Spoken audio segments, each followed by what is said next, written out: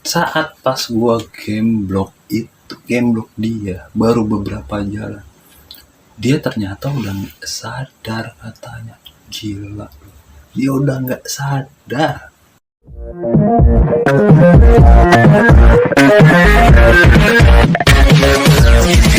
Ya, assalamualaikum warahmatullahi wabarakatuh.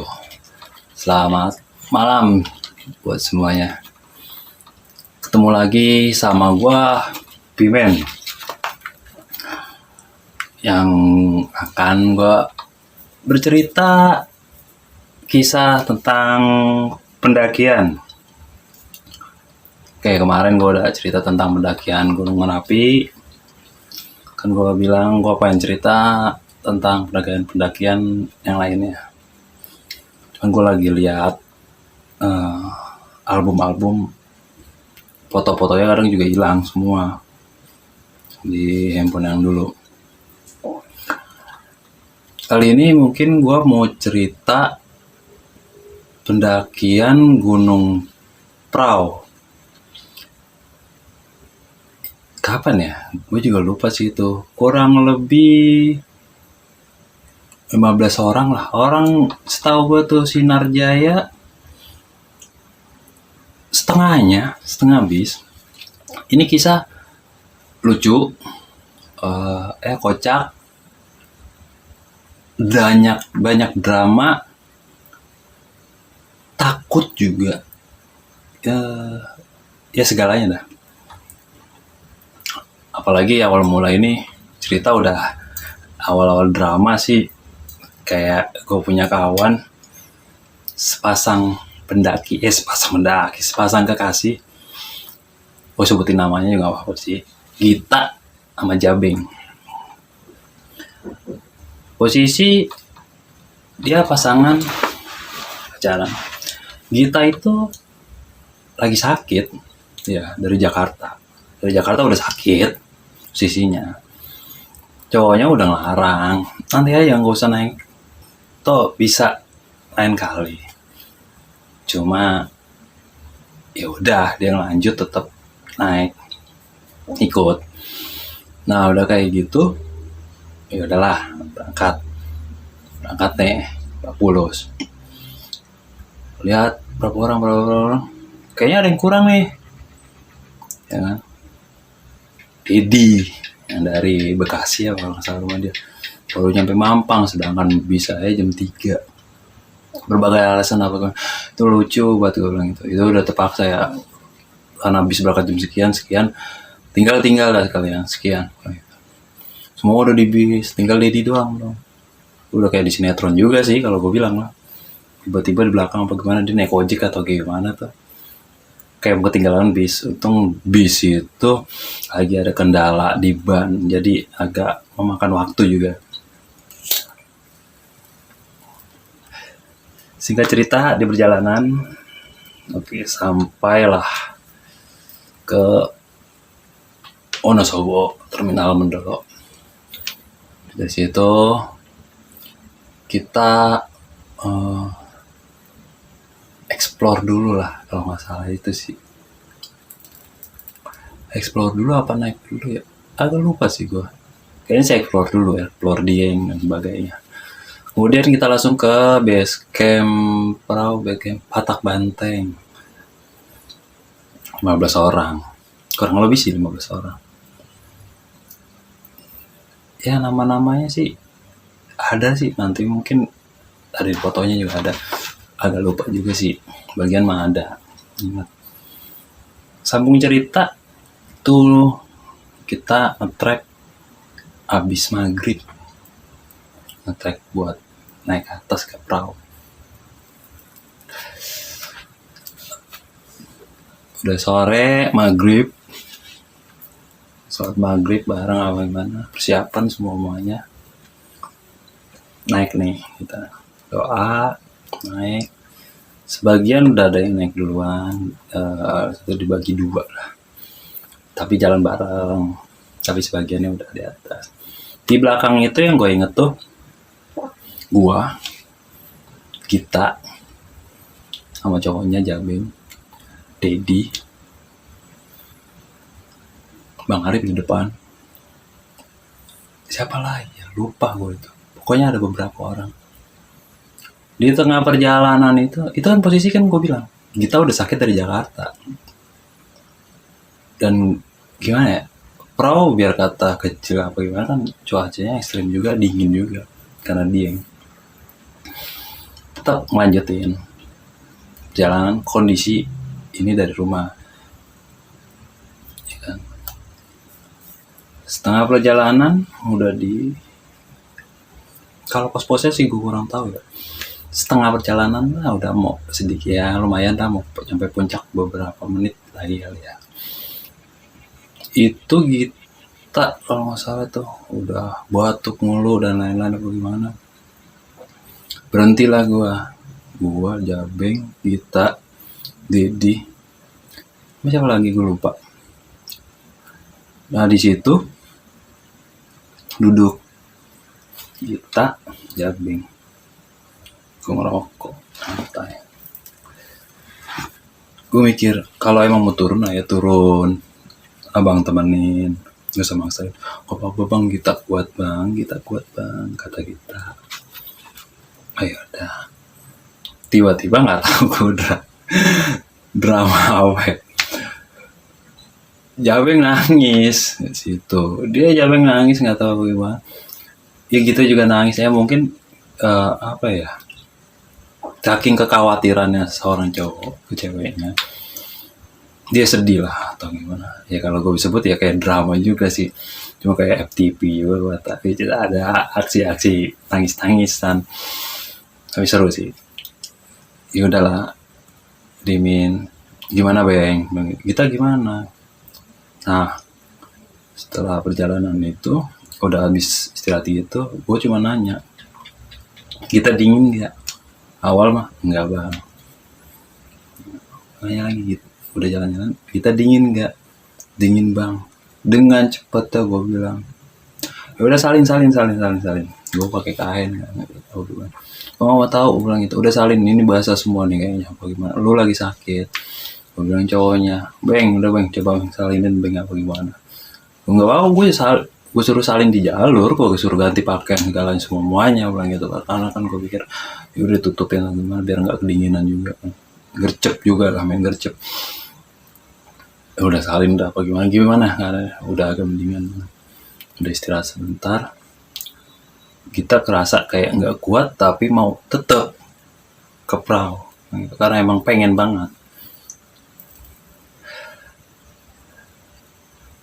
Udah nih, udah habis istirahat begitu jalan. Gue bilang, ya udah Beng, gini Beng, carry lo biar gue yang double, gak apa, lo gemblok kita gimana? Ya udah Bang Bimen, di gemblok ceritanya sama dia, sama kita nih di gemblok, sama kita, sama Jabeng, sama cowoknya di gemblok. Dalam beberapa langkah, Bang, gue nggak kuat.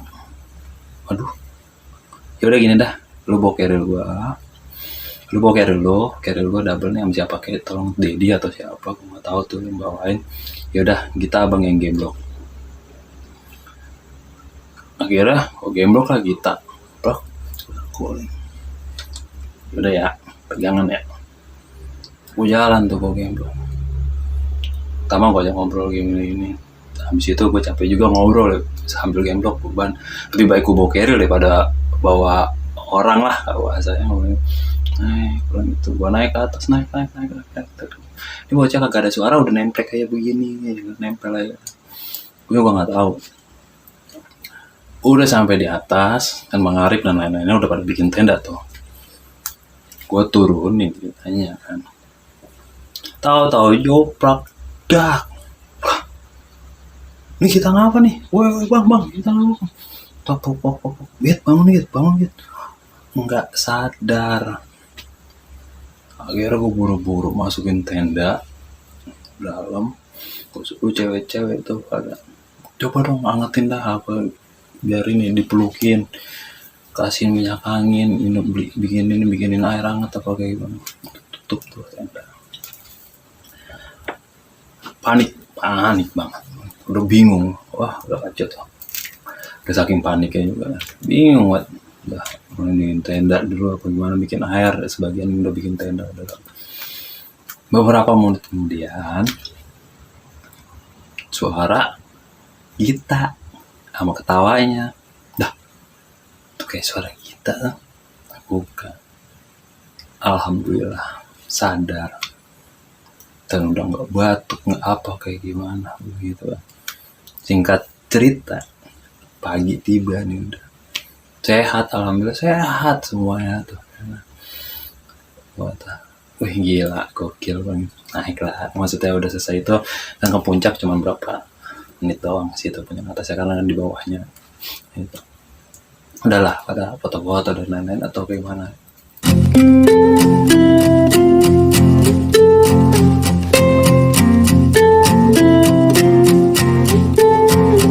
Atau gimana. Nah kemudian turun kan, udah turun nih, udah turun sampai base camp, cerita lah Gita itu. Gua nanya cerita, Gita pun juga cerita. Saat pas gua game block dia baru beberapa jalan, dia ternyata udah gak sadar katanya. Gila, dia udah gak sadar waktu gua game block. Gokil. Gue juga bingung. Mungkin ada kekuatan cinta juga sih. Iya, ada kekuatan dari pasangan mereka berdua saling menguati satu pasangan dengan pasangan lainnya. Jadi dia sehat kembali atau gimana. Tapi alhamdulillah ya, nggak ada yang terjadi apa-apa. Ini kisah Gunung Prau sih, emang itu yang waktu lalu. Ya bahasanya gimana ya? Udah pertama kali gue di BCD kan mau ketinggalan, kondisi Gita sakit dari Jakarta ya kan, kemudian kan gue nggak tahu dia nggak sadar orangnya itu kondisi itu. Tapi kalau dari segi mistis atau gimana sih, iya gue nggak dapet sih, bukan nggak dapat, mungkin ada atau gimana, itu ada sih di kisah Prau adik gue sih. Cuman gue lagi explore tempat lain. Ada gue sampai juga kesurupan waktu sama yang lain. Nah, itu di situ juga kan si Sundari udah nikah juga sama lakinya tuh Pojan. Lu tahu nggak? Setelah turun sampai di Jakarta, entah Sundari check up atau kayak gimana kan, karena emang belum dapet katanya gimana. Ternyata Sundari itu hamil. Udah 2 minggu atau 3 minggu katanya di dalam kandungan. Kan gokil. Keadaan hamil muncak Gunung Prau. Namanya siapa anaknya? Gue lupa. Gue pengen namain aja udah. Prau berapa? 2565 MDPL gitu nama anaknya. Gue gak tahu, gue lupa nama anaknya. Gokil. Jadi kisah Gunung Prau dari gue yang dulu itu lucu, ada dramanya ya kan, ada kisah-kisah keren juga gitu kan. Kawan gue juga ya tahu lagi hamil dibawa puncak ke atas. Nggak begitu banyak sih cerita Gunung Prau, cuman banyakan funnya juga, asiknya juga. Itu juga pas kalau nggak salah pas Prau itu ada sih waktu tengah malam itu kalau nggak salah, gokil tuh yang gue dengar orang minta bantuin diriin tenda. Itu kalau nggak salah yang keluar Bang Arif atau Hadaus atau gimana, karena posisi gue dingin juga di dalam. Yang keluar bagaimana, itu ada anak sekolah, beberapa orang, ada ceweknya juga nggak bisa diriin tenda, belum bisa. Cuman dia tahu mau naik gunung, minta bantuin, katanya naik gunung iseng-iseng. Naik gunung iseng-iseng. itu bikin apa, buat fatal. Nggak ada persiapan yang matang atau kayak gimana. Alat-alat ya emang bisa sih nyewa atau kayak gimana, tapi nggak tahu cara masangnya, terus nggak ada persiapan. Untuk apa? Daripada menyusahkan orang lain dan sebagainya, bikin bahaya diri sendiri. Janganlah, jangan seperti itu. Ya kisah perahu gue sih sedikit doang kayak gitu ya, bahasanya gue ngambil kesimpulan dari kisah perahu ini, kalau bisa di saat kita nggak enak badan, kondisi kurang fit atau gimana dari Jakarta atau dari mana, dari rumah, yang nggak usah terlalu memaksakan. Mungkin itu juga kemarin kan emang terlalu memaksakan, tapi ya ada kekuatan cinta juga dan emang niatnya baik, bisa sampai puncak juga dan akhirnya sehat walafiat juga. Pas sudah di atas pun emang karena ngidam juga kali ya, bilang gitu pengen banget BM puncak perahu jadi sehat. Tapi kalau bisa keadaan kondisi kurang sehat, ya kalau bisa jangan dulu lah, sehat baru tamuncak gitu. Jadi nggak nyusahin diri sendiri dan nggak nyusahin tim dan nggak nyusahin orang lain. Ya kayaknya ini aja, nanti gue bakalan cerita lagi.